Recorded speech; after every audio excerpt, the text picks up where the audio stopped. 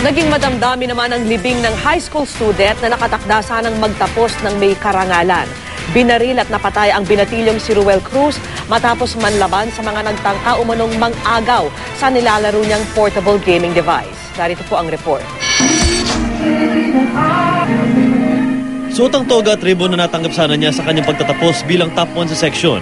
Inihatid na sa kanyang himlayan ang 16 na taong gulang na estudyanteng si Ruel Cruz. Ang kanyang mga kaanak, puspos ng pagdadalamhati sa maagang pagpanaw ng kanilang bunso. Napakasakit. Lalo't hindi ko talaga siya nadat ng buhay. Pagkatapos ng 7 taon na hindi ko siya nakita. Maliban sa toga at ribbon, ipinabaon din kay Ruel ng kanyang kuya ang ilang gamit, kabilang ang PSP na siyang naging mitsa ng kamatayan. Magugunit ang tinangkang agawin kay Ruel ang PSP ng 2 lalaking sakay ng motorsiklo sa harap mismo ng bahay nila. Nang manlaban, binaril ang binatilyo.